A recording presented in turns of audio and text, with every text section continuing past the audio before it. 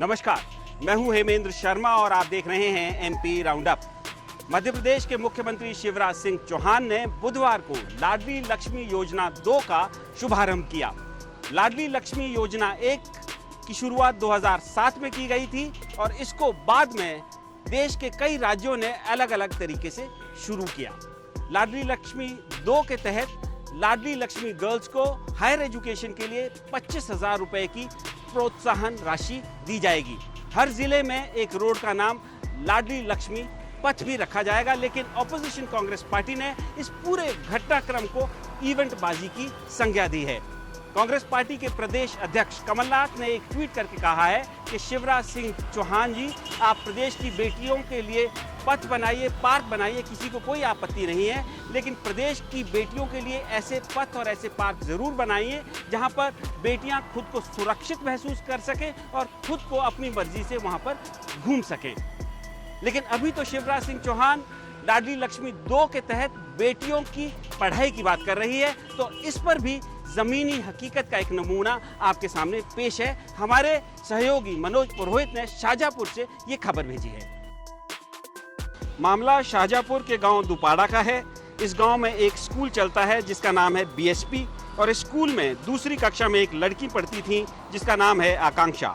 आकांक्षा की इस स्कूल में राइट टू एजुकेशन के तहत एडमिशन हुई थी। आकांक्षा एक दलित परिवार से आती हैं। स्कूल के संचालक का नाम है रवि पाटीदार, जो कि सत्ताधारी बीजेपी से संबंध रखते हैं। अभी हाल ही में हुए पंचायत चुनावों में रवि पाटीदार की भाभी सरपंच का चुनाव लड़ी थी और चुनाव जीत भी गई थी, लेकिन जिस वार्ड में आकांक्षा के पिता अपने परिवार के साथ रहते हैं वहां से वो चुनावों में पिछड़ गई थी। सपना के पति सचिन पाटीदार बीजेपी के जिला उपाध्यक्ष भी हैं। अब चुनावों के बाद आकांक्षा जब स्कूल गई तो उन्हें स्कूल में नहीं घुसने दिया गया। स्कूल ट्रांसफर सर्टिफिकेट भी नहीं दे रहा है। घर वालों का आरोप है कि स्कूल उन्हें इसलिए तंग कर रहा है क्योंकि उनके वार्ड से सपना पाटीदार चुनाव में पिछड़ गई थी। लड़की के पिता ने सीएम हेल्पलाइन समेत हर जगह शिकायत की है, लेकिन फिलहाल कहीं से कोई मदद नहीं मिल रही है और स्कूल का अब कहना है कि ट्रांसफर सर्टिफिकेट इसलिए नहीं दिया गया क्योंकि लड़की को स्कूल से निकाला ही नहीं गया। बहरहाल आकांक्षा स्कूल नहीं जा रही हैं और प्रदेश में लाडली लक्ष्मी 2 लॉन्च हो रही है। और अब बात करते हैं कांग्रेस पार्टी के प्रवक्ता नरेंद्र सलूजा से, ये जानने के लिए कि उनकी पार्टी को लाडली लक्ष्मी योजना 2 से क्या दिक्कत है। सर, आपका स्वागत है बहुत बहुत। सर, ये लाडली लक्ष्मी योजना 2 जो लॉन्च की गई है, ये तो बच्चियों की पढ़ाई के लिए ऐसा कहा जा रहा है कि बच्चियों की पढ़ाई के लिए शुरू की गई है, तो कांग्रेस पार्टी क्यों इसे इवेंटबाजी कह रही है? क्यों इस तरह के ट्वीट्स आ रहे हैं कि ये तो ड्रामा हो रहा है और इवेंटबाजी है पूरा मामला? कहीं भी कांग्रेस ने लाडली लक्ष्मी योजना का ना पहले विरोध किया, न कांग्रेस आज विरोध करी। कांग्रेस इस योजना के विरोध में न पहले थी न आज विरोध है। हमारा तो यह कहना है कि आप लाडली लक्ष्मी योजना लाएं।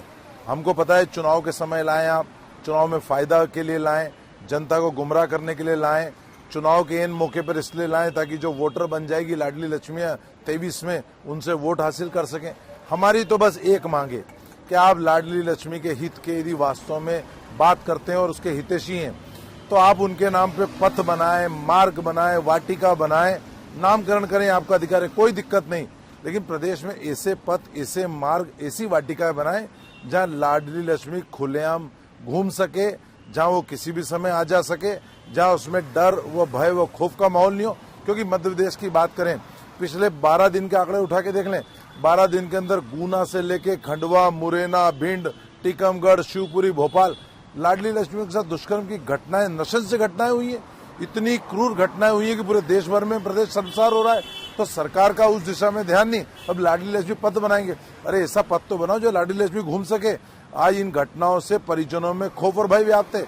आज जो बच्चों को असुरक्षित महसूस कर रहे हैं, बच्चियां न घर में सुरक्षित है, न बाहर है, न स्कूल में, तो आप उस पर तो काम नहीं कर रहे हैं। गुमराह करने के लिए आप लाडली लक्ष्मी योजना ला रहे हैं। आप कह रहे हैं कि गुमराह करने के लिए सरकार लाडली लक्ष्मी योजना 2 ला रही है, लेकिन सरकार की तरफ से मैं कुछ सरकार की तरफ से नहीं कह रहा हूं, लेकिन सरकार ने 2018 में गैंग रेप्स जो होते थे, मासूमों के साथ जो रेप्स होते थे, उसके लिए एक कानून लाया था जिसमें दोषियों को फांसी की सजा का प्रावधान दिया था और पॉस्को के जो स्पेशल कोर्ट्स थे उसमें 2018 के कुछ मामलों में और 2019 के कुछ मामलों में फांसी की सजा हुई भी, जिसको कोर्ट में चैलेंज हुआ और वो डेथ सेंटेंस में कन्वर्ट हुए। तो सरकार का तो ये कहना है कि वो अपनी तरफ से तो कर रही है, लेकिन ये रुक नहीं रहे हैं, तो इसमें सरकार क्या कर सकती है? देखिए, आप बताएं कि उस कानून के बाद क्या मध्य प्रदेश में इस तरह की घटनाओं पर रोक लगी है? हमारा तो कहना है कि उसके बाद इस तरह की घटनाएं और बढ़ी है, क्योंकि सरकार नाकार है। सरकार के गृह मंत्री जिनके पास जिम्मेदारी, वो पिक्चर देखने में व्यस्त हैं। रोज एक वेब सीरीज का, पिक्चर का, अभिनय का, अभिनेताओं का मामला ले आते हैं। गृह विभाग की तरफ उनका ध्यान नहीं। मुख्यमंत्री रोज इवेंट करने में लगे रहते हैं, उनका ध्यान नहीं कि इस पीड़ित परिवारों की सुध लें, क्या कारण है उसकी दिशा में ध्यान दें, दोषियों पर कड़ी कार्रवाई करने से कड़े कानून बनाए। लेकिन ये तो इवेंट और चुनाव जीतने में लगे। ये बच्चियों पे फूल बरसा रहे हैं, उनकी पूजा कर रहे हैं, उनके पैर पूज रहे हैं। हमें कोई आपत्ति नहीं, फूल बरसाओ, पैर पूजो, लेकिन वो सम्मान व सुरक्षा चाहिए। लाडली लक्ष्मियां वो बेटियों के परिवारों में देखे जिनके साथ ये घटनाएं हुई है, वो करा रही बेटियां। आप उन अस्पतालों में उन बेटियों से मिलने तो जा नहीं रहे, उनके नाम पे पत्र बनाएंगे, वाटिका बनाएंगे। तो हमारा इस इवेंट पे आपत्ति है, हमारी लाडली लक्ष्मण पे कोई आपत्ति नहीं है। सर, लेकिन कांग्रेस पार्टी की जिम्मेदारी एज ए ऑपोजिशन पार्टी क्या सिर्फ ट्वीट करके खत्म हो जाती है और कोई कांग्रेस पार्टी की रिस्पॉन्सिबिलिटी नहीं है? आप कह रहे हैं कि सरकार ने कानून बनाया, वो इफेक्टिव नहीं है, ये क्राइम जो है रुक नहीं रहे हैं, लेकिन कांग्रेस पार्टी इसके लिए क्या कर रही है एज एन ऑपोजिशन पार्टी? मात्र ट्वीट कर दिया कि आप ऐसे पथ न बनाइए, ऐसे पथ बनाइए जहाँ पे सुरक्षित हो, तो आपकी जिम्मेदारी खत्म। किसने कह दिया कि हम ट्वीट करके जिम्मेदारी खत्म करते हैं? हमारी महिला कांग्रेस ने आंदोलन करा, हमारे प्रदेश के जहां जहां घटना रही वहां आंदोलन। पूना के अंदर हमारे विधायक लक्ष्मण सिंह जी गैंग रेप की घटना हुई स्कूली छात्रा के साथ, तो धरने पे बैठे। लगातार जहां जहां घटनाएं हो रही, हमारे लोग विरोध कर रहे हैं, धरना कर रहे हैं, महिला कांग्रेस प्रदर्शन करी। किसने कहा कि हम लोग चुप हैं? लेकिन हम लोग चूंकि विपक्ष में, हम लोग सिर्फ आवाज उठा सकते हैं, हम लोग कानून तो हाथ में ले नहीं सकते। बिल्कुल नहीं ले सकते आप कानून हाथ में। लेकिन आपको याद होगा दिल्ली में घटना हुई थी निर्भया गैंग रेप की, उसके बाद जिस तरह का आंदोलन हुआ था, लोग सड़कों पर आए थे और उनको कुछ लोगों ने लीडरशिप दी थी उस आंदोलन को। अभी जो मध्य प्रदेश में गैंग रेप घटना हो रहे हैं, आप कह रहे हैं लक्ष्मण सिंह जी गए, 3 घंटे के लिए गए, वहां से चले आए। जहां जहां जो घटना होती है सांकेतिक आप प्रदर्शन करते हैं, आपकी महिला कांग्रेस जाती है, फोटोग्राफ्स खिंचवाती है, घर चले जाते हैं। कोई सड़क पर सस्टेन्ड एजिटेशन आपका कहाँ हुआ है बताइए? देखिए, हमने मध्य प्रदेश बंद भी कराया, बढ़ते अपराधों को लेके हमने प्रदर्शन भी करे, हमने सर्कुलर जारी करके पूरे प्रदेश में धरने भी दिए। अब हम कानून तो हाथ में ले नहीं सकते कि हम दोषियों को जाके खुद सजा दे दें, यह सरकार का काम है। अब सरकार के विपक्षी सब कुछ करे, सजा भी वो दे, मांग भी वो करे, धरना भी वो दे, और सरकार से इवेंट करते रहे और इस तरह के कार्यक्रम करके जनता को गुमराह करते रहे, करोड़ों रुपए लुटाते रहे और विपक्ष को ही कोसते रहे।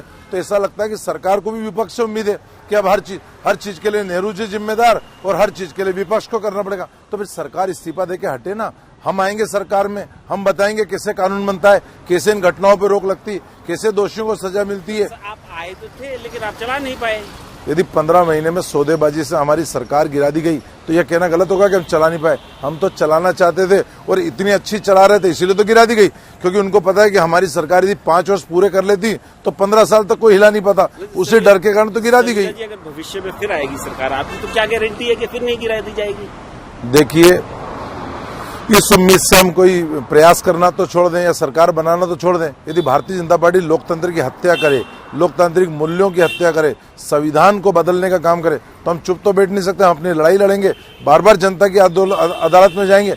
पर हिटलर, मुसोलिनी जैसे चले गए तो जो लोकतंत्र की हत्या करने वाले ऐसे लोग भी जाएंगे। एक दिन इनका भी हश्र पूरा देश देखेगा, जनता इनको घर भेजेगी, हराएगी। तो हम इस उम्मीद में जनता के बीच में जा रहे हैं। तो कांग्रेस पार्टी का कहना है जो उनका कर्तव्य है वो उसका निर्वहन कर रहे हैं, सड़कों पर एजिटेशन किए जा रहे हैं, लेकिन सरकार है जो सिर्फ इवेंटबाजी कर रही है। एमपी राउंड अप में आज सिर्फ इतना ही। कल फिर मुलाकात होगी, तब तक के लिए थैंक यू, गुड बाय।